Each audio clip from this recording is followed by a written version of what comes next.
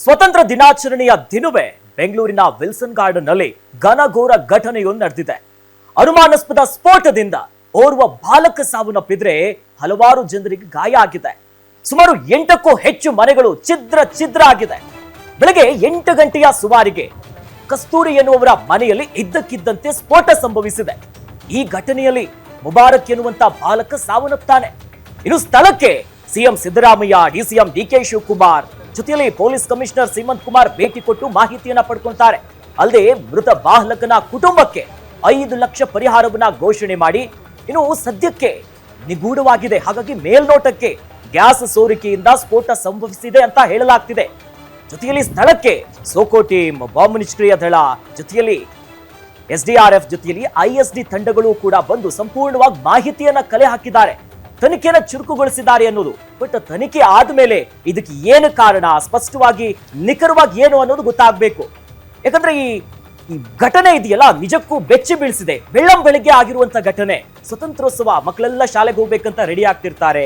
ಒಂದಿಷ್ಟು ಜನರಿಗೆ ರಜೆ ಇದೆ, ಎಲ್ಲರೂ ಕೂಡ ಮನೆಯಲ್ಲಿ ಮಲಗಿದ್ರು. ಆ ಸಂದರ್ಭದಲ್ಲಿ ಗ್ಯಾಸ್ ಸೋರಿಕೆಯಾಗಿ ಸ್ಫೋಟ ಆಯ್ತು ಅನ್ನೋದು ಇನ್ನು ಮೇಲ್ನೋಟಕ್ಕೆ ಮಾತ್ರ ಗೊತ್ತಿರೋದು. ತನಿಖೆಯ ನಂತರದಲ್ಲಿ ಯಾಕಂದ್ರೆ ಹಲವು ಅನುಮಾನ. ಒಂದೇ ಒಂದು ಗ್ಯಾಸ್ ಬ್ಲಾಸ್ಟ್ ಆದ್ರೆ ಇಷ್ಟು ಮನೆಗಳು ಈ ರೀತಿಯಾಗಿ ಛಿದ್ರ ಆಗುತ್ತಾ?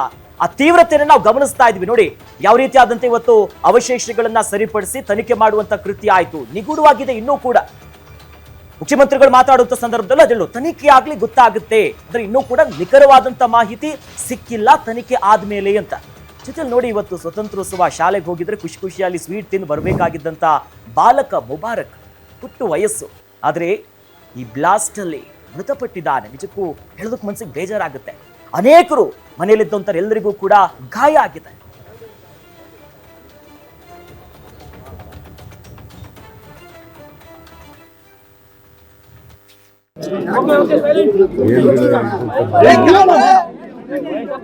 ಮೇಲ್ನೋಟಕ್ಕೆ ಸಿಲಿಂಡರ್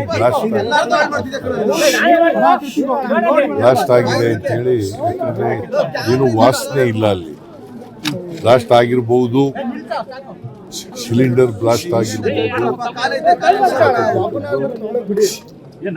ಅಲ್ಲಿ ಪೊಲೀಸ್ನವರ ವರದಿ ಮತ್ತೆ ಬಿಬಿಎಂಪಿ ಅವರ ವರದಿನೂ ಕೂಡ ಅದೇ ಇದೆ. ಇಲ್ಲಿ ಇದು ಒಂದು ವರಾಂಡ, ಚಿಕ್ಕ ಮನೆಗಳಿದ್ದಾವೆ. ಸಣ್ಣ ಮನೆಗಳಲ್ಲಿ ವಾಸ ಮಾಡ್ತಾ ಇದ್ದಾರೆ. ಇಮಿಡಿಯೇಟ್ ಆಗಿ ಮಹೇಶ್ವರ ರಾವ್ ಹೇಳಿದ್ದೀನಿ, ಕೂಡಲೇ ಅವನ್ನೆಲ್ಲ ರಿಪೇರಿ ಮಾಡಿಕೊಡ್ಬೇಕು. ಮನೆಗಳನ್ನೆಲ್ಲ ರಿಪೇರಿ ಮಾಡಬೇಕು. ಮತ್ತೆ ಯಾರ್ಯಾರು ಇಂಜೂರ್ಡ್ ಆಗಿದ್ದಾರೆ, ಸುಮಾರು 9 ಜನ ಇಂಜೂರ್ಡ್ ಆಗಿದ್ದಾರೆ. ಒಂದು ಡೆತ್ ಆಗಿದೆ, 10 ವರ್ಷದ್ದು. ಅದು ಪಕ್ಕದ ಮನೆ, ಪಕ್ಕದ ಮನೆ. ಇಲ್ಲಿ ಕಸ್ತೂರಮ್ಮ ಅಂತಕ್ಕಂಥವ್ರು ಮನೆ. ಅವನ ಗಂಡ ಹೆಸರೇನು? ಗಂಡ ಹೆಸರೇನೆ ಅಯ್ಯಪ್ಪ.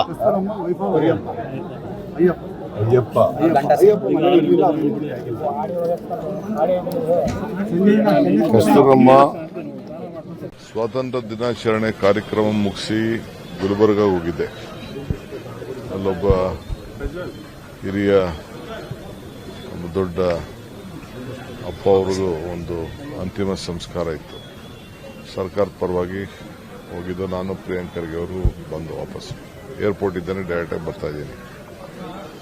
ಇದು ನನಗೆ ಅಲ್ಲಿ ಕೇಳಿದ್ರು ಏರ್ಪೋರ್ಟಲ್ಲಿ, ನನಗೆ ಅಲ್ಲಿವರೆಗೂ ಗೊತ್ತಿರಲಿಲ್ಲ.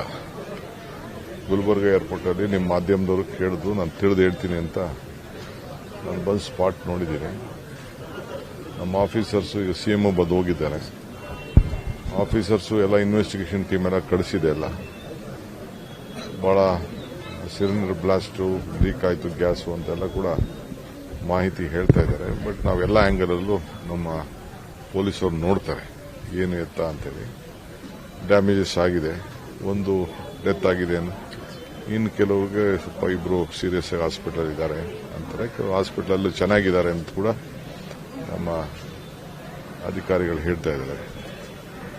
ಇದು ಒಂದು ಆಡ್ಗುಡಿ ಪೊಲೀಸ್ ಸ್ಟೇಷನ್ ವ್ಯಾಪ್ತಿಯಲ್ಲಿ ಬೆಳಗಿನ ಜಾವ 8 ಕಾಲಿಂದ 8:30 ಅಂದಾಜು ಪೊಲೀಸರಿಗೆ ಮಾಹಿತಿ ಬಂತು, ಇಲ್ಲಿ ಒಂದು ಬ್ಲಾಸ್ಟ್ ಆಗಿದೆ. ಆದಮೇಲೆ ಲೋಕಲ್ ಪೊಲೀಸ್ ಅವರು ಮತ್ತು DCP, ಜಾಯಿಂಟ್ CP ಎಲ್ಲರೂ ಬಂದಿದ್ದಾರೆ. ಮತ್ತು SDRF, fire force, BDDS team ನಮ್ಮದು, FSL ಟೀಮ್, ಸೊಕೋ ಟೀಮ್ ಮತ್ತು ಬೇರೆ ನಮ್ಮ ಲೋಕಲ್ ಪೊಲೀಸ್ ಅವರು ಎಲ್ಲರೂ ಇದ್ದಾರೆ ಇಲ್ಲಿ. ಅವರು ATS ಅದು ನಾವು ನಮ್ಮದು ಟೆರೆಸಲ್ಲಿದೆ, ಅದನ್ನು ಎಲ್ಲ ಟೀಮ್ಸ್ಗೆ ನಾವು ಕಲಿಸಿದ್ದೀವಿ. ಮೇಲ್ನೋಟಿಗೆ ಈಗ ಯಾವುದು ಇದು ಏನು ಹಾನಿ ಆಗಿದೆ ಸುಮಾರು ಮನೆಗೆ, ಅಂದಾಜು 7-8 ಮನೆಗೆ ಜಾಸ್ತಿ ಹಾನಿ ಆಗಿದೆ ಮತ್ತು ಇನ್ನೂ 6-7 ಮನೆಗೆ ಪಾರ್ಷಲಿ ಡ್ಯಾಮೇಜ್ ಆಗಿದೆ. ಅದು ಇನ್ನು ಸ್ವಲ್ಪ ದೂರದ ಮನೆಯಲ್ಲಿ ಗ್ಲಾಸ್ ಕಿಟಕಿ ಅದು ಎಲ್ಲ ಡ್ಯಾಮೇಜ್ ಆಗಿದೆ. ಆ್ಯಸ್ ಆಫ್ ನಾವು ಇಲ್ಲಿವರೆಗೆ ಒಬ್ಬ ಮಗು, ಅದು 10 ವರ್ಷ ಅಂದಾಜು ಈಗ ಬರ್ತಾ ಇದೆ, ನಮ್ಮ ಮಾಹಿತಿ ಬಂದಿದೆ ಜಸ್ಟ್, ಅವ್ರದ್ದು ಡೆತ್ ಆಗಿದೆ, ಒಬ್ಬಂದು ಡೆತ್ ಆಗಿದೆ. ಇನ್ನೊಬ್ಬ ಸೀರಿಯಸ್ ಇದ್ದಾರೆ, ಒಬ್ಬ ಲೇಡಿ. ಬೇರೆ ಎಲ್ಲರೂ ಟೋಟಲ್ 10 ಜನ ಪೈಕಿ 1 ಡೆತ್ ಆಗಿದೆ, 1 ಸೀರಿಯಸ್, ಇನ್ನು 8 ಜನ ಇಂಜರೀಸಲ್ಲಿದ್ದಾರೆ ಬೇರೆ ಬೇರೆ ಹಾಸ್ಪಿಟಲಲ್ಲಿ. 5 ಕಡೆ ಬೇರೆ ಬೇರೆ ಹಾಸ್ಪಿಟಲಲ್ಲಿ ಅವರು ನಮ್ಮ ಪೊಲೀಸ್ ಅವರು. ಅದೇ ಮೇಡಮ್, ಸೌಂಡ್ ಬಂತು, ಬ್ಲಾಸ್ಟ್ ಆಗೋ ಥರ ಸೌಂಡ್ ಬಂತು. ಅಷ್ಟರಲ್ಲಿ ಎಲ್ಲ ಓಡ್ ಬಂದು ನೋಡಿದರೆ ಈ ಥರ ಆಗಿತ್ತು. ಅದರಲ್ಲಿ ಒಂದು ಮನೆಯದು ಒಂದು 5 ಜನ, ಒಂದು 2-3 ಮಕ್ಕಳು, ಗಂಡ ಪಾಪ ಆಚೆ ಇತ್ತು, ಅವರು ಟೀ ಕುಡಿಯೋಣ ಅಂತ. ಅಷ್ಟರಲ್ಲಿ ಹೋಗೋಷ್ಟರಲ್ಲಿ ಈ ಥರ ಆಗಿದೆ. ಒಂದು ನೋಡಿದ್ರೆ ಎಲ್ಲ ಬಿದ್ದೋಗ್ಬಿಟ್ಟಿದ್ವು ಮನೆಗಳೆಲ್ಲ. ನಾವು ಅದರಲ್ಲಿ ನೋಡಿದ್ದು ಒಂದು 4-5 ಜನ ಮಾತ್ರ ಇತ್ತಿದ್ದೀವಿ. ಅದರಲ್ಲಿ ಒಂದು ಮಗು ಮಾತ್ರ ತೀರೋಗ್ಬಿಟ್ಟಿತ್ತು. ಸ್ವಾತಂತ್ರ್ಯ ದಿನಾಚರಣೆ ಮತ್ತು ಈ ರೀತಿಯಂಥ ಒಂದು ಘಟನೆ ಆಗಬಾರ್ದಿತ್ತು. ನಮ್ಮ ವಿಲ್ಸನ್ ಗಾರ್ಡನ್ ಆಡ್ಗೋಡಿ ಲಿಮಿಟ್ಸಲ್ಲಿ ಬರ್ತಕ್ಕಂಥ ವ್ಯಾಪ್ತಿ ಇದು. ಇಲ್ಲಿ ಏನಾಗಿದೆ, ಈಗ ನಮಗೆ ಬಂದಿರತಕ್ಕಂಥ ಮಾಹಿತಿ ಏನಂತಂದರೆ ಸಿಲಿಂಡರ್ ಬ್ಲಾಸ್ಟ್ ಆಗಿದೆ ಅಂತ ಹೇಳ್ತಿದ್ದಾರೆ. ಆದರೆ ಪೊಲೀಸರು ಈಗ ಸರಿಯಾಗಿ ತನಿಖೆ ಮಾಡ್ತಾಯಿದ್ದಾರೆ. ತನಿಖೆ ನಂತರನೇ ನಾವು ಹೇಳಲಿಕ್ಕೆ ಸಾಧ್ಯ ಏನಾಗಿದೆ ಏನು ಅಂತ. ಗಾಯಾಳುಗಳು ಎಲ್ಲೆಲ್ಲಿ ಶಿಫ್ಟ್ ಆಗಿದ್ದಾರೆ, ಎಷ್ಟು ಜನ ಗಾಯಾಳುಗಳು ಇವಾಗ ಒಂದು 20 ಜನ ಇಂಜುರಿ ಆಗಿದೆ ಅಂತ ಗೊತ್ತಾಯಿತು. ಒಂದು ಮಗುದು ಡೆತ್ ಆಗಿದೆ ಅಂತಲೂ ಗೊತ್ತಾಗಿದೆ. ಭಾಳ ಬೇಜಾರಾಗ್ತಕ್ಕಂಥ ಒಂದು ಸಂಗತಿ. ಆಮೇಲೆ ಒಂದು 8 ಜನ ಬಂದ್ಬಿಟ್ಟು ಸ್ವಲ್ಪ ಸೀರಿಯಸ್ ಇದ್ದಾರೆ ಅಂತ ಗೊತ್ತಾಗಿದೆ. ಎಲ್ಲ ಹಾಸ್ಪಿಟಲ್ ಇನ್ನು ಈ ಘಟನೆಯಲ್ಲಿ ಪಾಪ ಒಂದು 7-8 ಜನ ಗಂಭೀರವಾಗಿ ಗಾಯಗೊಂಡಿದ್ದಾರೆ. ಅವರನ್ನ ಒಂದಿಷ್ಟು ಆಸ್ಪತ್ರೆಗಳಿಗೆ ದಾಖಲು ಮಾಡಿ ಚಿಕಿತ್ಸೆಯನ್ನ ಕೂಡ ನೀಡಲಾಗ್ತಾ ಇದೆ. ಹಾಗಾದ್ರೆ ಯಾರ್ಯಾರವರು, ಜೊತೆಗೆ ಯಾವ್ಯಾವ ಆಸ್ಪತ್ರೆಯಲ್ಲಿ ಅವರನ್ನ ದಾಖಲು ಮಾಡಲಾಗಿದೆ, ಜೊತೆಗೆ ಅವ್ರ ಪರಿಸ್ಥಿತಿ ಹೇಗಿದೆ ಅನ್ನೋದನ್ನ ನೋಡ್ತಾ ಹೋಗೋದಾದ್ರೆ, ಕಸ್ತೂರಮ್ಮ ಅವರಿಗೆ 35 ವರ್ಷ ವಯಸ್ಸು, ವಿಕ್ಟೋರಿಯಾ ಆಸ್ಪತ್ರೆಯಲ್ಲಿ ಅವರಿಗೆ ಚಿಕಿತ್ಸೆಯನ್ನ ನೀಡಲಾಗ್ತಾ ಇದೆ. ಇನ್ನು ಸರಸಮ್ಮ 50 ವರ್ಷ ವಯಸ್ಸು, ಅವರಿಗೆ ಸಂಜಯ್ ಗಾಂಧಿ ಆಸ್ಪತ್ರೆಗೆ ಅವರನ್ನ ದಾಖಲು ಮಾಡಲಾಗಿದೆ. ಇನ್ನು ಶಬ್ರೀನಾ ಬಾನು 35 ವರ್ಷದ ಸಂಜಯ್ ಗಾಂಧಿ ಆಸ್ಪತ್ರೆಯಲ್ಲಿ ಚಿಕಿತ್ಸೆಯನ್ನ ನೀಡ್ತಾ ಇದ್ದಾರೆ. ಇನ್ನು ಫಾತಿಮಾ ಸಂಜಯ್ ಗಾಂಧಿ ಆಸ್ಪತ್ರೆಗೆ ಅವರನ್ನ ಕೂಡ ದಾಖಲು ಮಾಡಲಾಗಿದೆ. ಕಯಾಲ 8 ವರ್ಷದ ಮಗು, ಇನ್ನು ಇಂದಿರಾ ಗಾಂಧಿ ಆಸ್ಪತ್ರೆಯಲ್ಲಿ ಚಿಕಿತ್ಸೆಯನ್ನ ನೀಡಲಾಗ್ತಾ ಇದೆ. ಸುಬ್ರಮಣಿ 62 ವರ್ಷದ ವ್ಯಕ್ತಿ, ಅಗಡಿ ಆಸ್ಪತ್ರೆಗೆ ದಾಖಲು ಮಾಡಲಾಗಿದೆ. ಇನ್ನು ಶೇಖ್ ನಜೀಬ್ ಉಲ್ಲಾ ನಿಮಾನ್ಸ್ನಲ್ಲಿ ಇವರಿಗೆ ಚಿಕಿತ್ಸೆಯನ್ನ ನೀಡಲಾಗ್ತಾ ಇದೆ. ಒಟ್ಟಾರೆ ಈಗ ಬರ್ತಾ ಇರುವಂತ ಮಾಹಿತಿ ಪ್ರಕಾರ ಇವರ ಪರಿಸ್ಥಿತಿ ಸ್ವಲ್ಪ ಗಂಭೀರವಾಗಿದೆಯಂತೆ.